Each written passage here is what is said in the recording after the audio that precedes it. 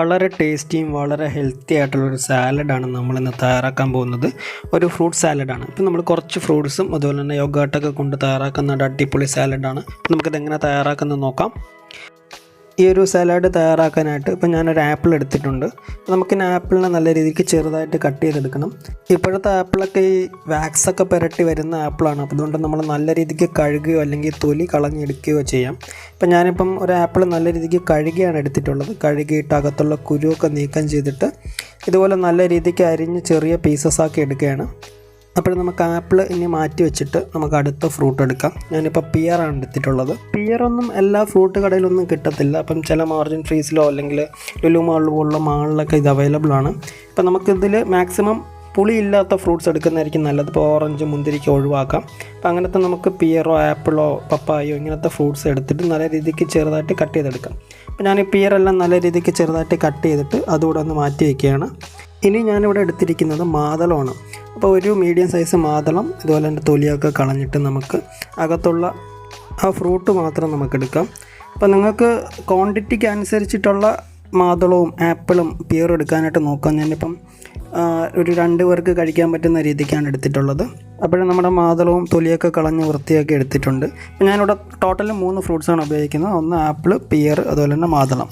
ഇനി നമുക്ക് യോഗേർട്ട് വെച്ചിട്ടാണ് നമ്മൾ ഈ ഒരു സാലഡ് തയ്യാറാക്കുന്നത്. അപ്പോൾ അതിനായിട്ട് ഞാനിപ്പം മിൽക്കി മിസ്റ്റിൻ്റെ പ്ലെയിൻ യോഗേർട്ടാണ് എടുത്തിട്ടുള്ളത്. അപ്പോൾ ഞാൻ 2 പേർക്ക് കണക്കാക്കിയിട്ട് 2 ചെറിയ ബോട്ടിൽ, അപ്പോൾ ഒരു ബോട്ടിൽ 25 രൂപ വരുന്ന 2 ചെറിയ ബോട്ടിൽ യോഗേർട്ടാണ് ഇപ്പോൾ ഞാൻ എടുത്തിട്ടുള്ളത്.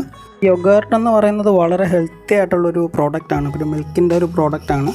അപ്പോൾ നമുക്കിതിനകത്ത് നമ്മൾ വേറെ പഞ്ചസാര അങ്ങനത്തെ കാര്യങ്ങളൊന്നും ചേർക്കുന്നില്ല. ഇത് വളരെ ഹെൽത്തി ആയിട്ടുള്ളൊരു സാലഡ് ആയതുകൊണ്ട് തന്നെ പഞ്ചസാരയും കാര്യങ്ങളൊന്നും ചേർക്കുന്നില്ല. ഫുള്ള് നാച്ചുറൽ ഇൻഗ്രീഡിയൻസ് ആണ് ചേർക്കുന്നത്. അപ്പം നമുക്ക് ഈ ഒരു യോഗേർട്ടിൻ്റെ കൂടെ നേരത്തെ അരിഞ്ഞ് വെച്ചെന്ന ഫ്രൂട്ട്സ് ഓരോന്നായിട്ട് ആഡ് ചെയ്ത് കൊടുക്കാം. ഫ്രൂട്ട്സ് എല്ലാം ആഡ് ചെയ്തതിന് ശേഷം ഞാൻ ഇതിലോട്ടൊരു 3 ടേബിൾ സ്പൂൺ തേൻ ചേർത്ത് കൊടുക്കുകയാണ്. നമ്മൾ പഞ്ചസാര എല്ലാം യൂസ് ചെയ്യുന്ന തേനാണ് എടുത്തിരിക്കുന്നത് ഇവിടെ. അപ്പം തേന് നിങ്ങളുടെ മധുരത്തിനനുസരിച്ചിട്ടുള്ള തേൻ ഇതിനകത്തോട്ട് ആഡ് ചെയ്ത് കൊടുക്കാം നിങ്ങൾക്ക്. അതിനുശേഷം നമുക്കിത് നല്ല രീതിക്ക് ഇളക്കി യോജിപ്പിക്കാം. ഇപ്പോൾ എൻ്റെ കയ്യിൽ ഇവിടെ 3 ടൈപ്പ് ഫ്രൂട്ട്സേ അവൈലബിൾ ആയിട്ടുണ്ടായിരുന്നുള്ളൂ. അപ്പോൾ അതുകൊണ്ടാണ് ഞാൻ ആപ്പിളും പിയറും പൊമഗ്രാനൈറ്റും മാത്രമായിട്ട് എടുത്തിരിക്കുന്നത്.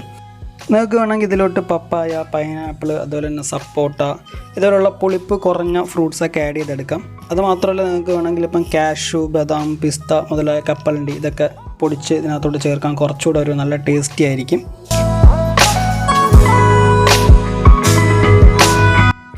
അപ്പം നമ്മൾ ഇതുപോലെ നല്ല രീതിക്ക് എല്ലാം കൂടെ ചേർത്ത് ഇളക്കി യോജിപ്പിച്ചെടുക്കുകയാണെങ്കിൽ നമ്മൾ ഈ ഒരു ഹെൽത്തി ആയിട്ടുള്ള ഫ്രൂട്ട് സാലഡ് റെഡിയായി. ഇനി നമുക്കിത് ചെറിയ സെർവിങ് ബൗളിലോ അല്ലെങ്കിൽ ചെറിയ ഈ ഐസ്ക്രീമൊക്കെ സെർവ് ചെയ്യുന്ന ചെറിയ ഗ്ലാസ് ബൗളിലോ ആക്കി നമുക്കിത് സെർവ് ചെയ്യാവുന്നതാണ്. അപ്പോൾ ഇത് നിങ്ങളെല്ലാവരും തയ്യാറാക്കി നോക്കുക. അതിന് വലിയ ചിലവൊന്നും വരുന്നില്ല. നമുക്ക് 2-3 ഫ്രൂട്ട്സ് മേടിക്കണം. അതുപോലെ തന്നെ 2 ചെറിയ യോഗേർട്ടിൻ്റെ ടിന്ന് മേടിച്ചാൽ മതിയാവും.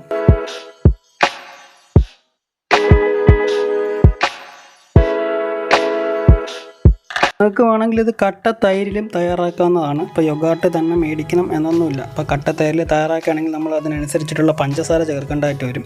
അപ്പോൾ അത് പഞ്ചസാര നമുക്ക് ഹെൽത്തി അല്ലാത്തതുകൊണ്ടാണ് ഞാനിവിടെ യോഗേർട്ട് എടുത്തിരിക്കുന്നത്. അപ്പോൾ ഇത് എന്തുകൊണ്ടും വളരെ ഹെൽത്തി ആയിട്ടുള്ളൊരു സാലഡ് തന്നെയാണ്. അപ്പോൾ നിങ്ങൾ തയ്യാറാക്കി നോക്കുക. നിങ്ങളുടെ ഫീഡ്ബാക്ക് എല്ലാം നമുക്ക് കമൻറ്റായിട്ട് അറിയിക്കുക. അപ്പോൾ നമുക്കിതുപോലുള്ള അടിപൊളി ഡിഷസുമായിട്ട് വീണ്ടും കാണാം. ഇതുവരേക്കും എല്ലാവർക്കും ബൈ.